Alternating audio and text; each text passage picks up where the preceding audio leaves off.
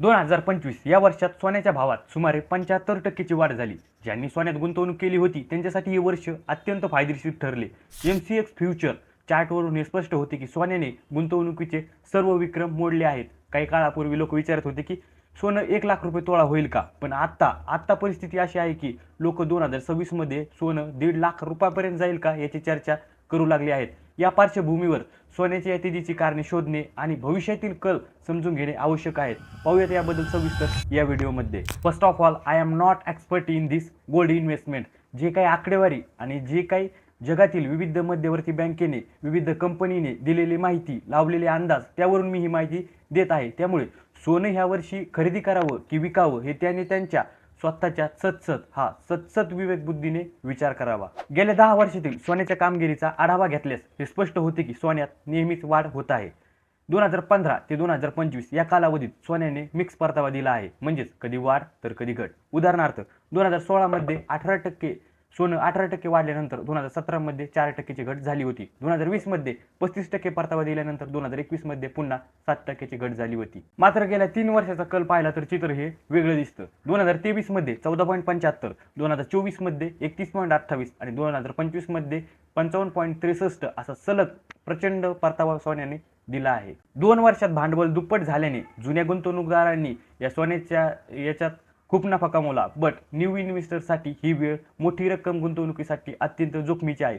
सोन्याचे भाव नेमके वाढले कसं काय, याला काय कारण आहेत? तर पहिलं कारण म्हणजे फेड रेट कट.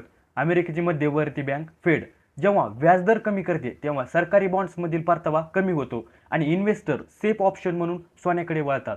आणि दुसरे कारण म्हणजे जिओपॉलिटिकल अनिश्चितता. आपल्याला माहिती की रशिया युक्रेन किंवा इस्रायल हमास सारख्या युद्धामुळे जागतिक बाजारपेठेत भीतीचे वातावरण असते. अशा वेळी सोने हे सर्वात सुरक्षित आधार वाटतो, ज्यामुळे सोन्याची मागणी वाढते आणि त्यामुळे सोन्याची किंमत वाढते. तिसरे कारण म्हणजे डॉलरचे मूल्य. डॉलर आणि सोने यांचा संबंध इनव्हर्स म्हणजे व्यस्त असतो. जेव्हा व्याजदर कमी होतात तेव्हा डॉलर कमकुवत होतो आणि गुंतवणूकदारासाठी सोने अधिक आकर्षक ठरते. त्यामुळे जेव्हा डॉलर कमकुवत होतो तेव्हा सोन्याचे भाव वाढतात. आणि चौथे कारण म्हणजे डी-डॉलरायझेशन. रशियावर लादलेल्या निर्बंधानंतर अनेक देशांना कळून चुकले की केवळ डॉलरवर अवलंबून राहणे धोक्याचे आहे. त्यामुळे डॉलरचे अवलंबित्व कमी करण्यासाठी भारत, चीन आणि रशिया यासारख्या देशाच्या मध्यवर्ती बँक, म्हणजे जशी भारताची RBI मध्यवर्ती बँक, या मध्यवर्ती बँका सातत्याने सोन्याची खरेदी करतात, ज्यामुळे सोन्याची अजून मागणी वाढते आणि त्यामुळे किंमत वाढते. जगातील विविध मध्यवर्ती बँक जसं की भारताची RBI बँक, या मध्यवर्ती बँका ज्या प्रकारे सोन्याची खरेदी करत आहेत त्यावरून सोन्याची भविष्यातील दिशा ठरते. भारताकडे सध्या 880 टन सोन्याचा साठा आहे आणि आपण तो सातत्याने वाढत आहे.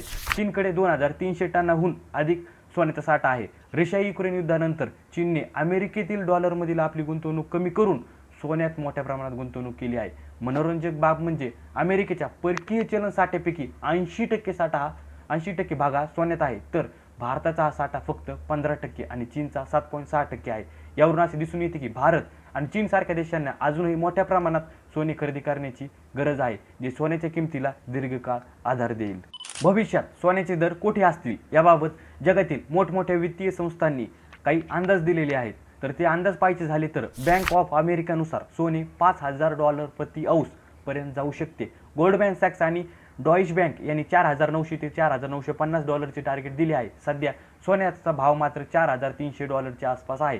याचा अर्थ इथूनही पुढे 15% पर्यंतची वाढ अपेक्षित आहे. केवळ HBSC ही बँक सावध असून त्यांनी $4400 अंदाज दिला आहे.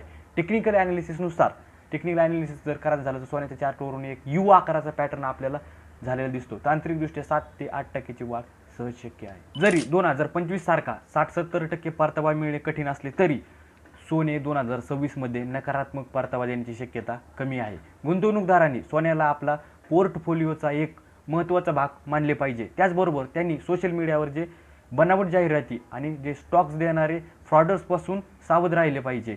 सोन्यात गुंतवणूक करताना ती दीर्घकालीन दृष्टिकोनातून आणि स्वतः त्याचा अभ्यास करूनच करावी. व्हिडिओ इन्फॉर्मेटिव्ह वाटला असेल तर चॅनलला नक्की सबस्क्राईब करा. भेटूयात पुढील व्हिडिओमध्ये. बाय.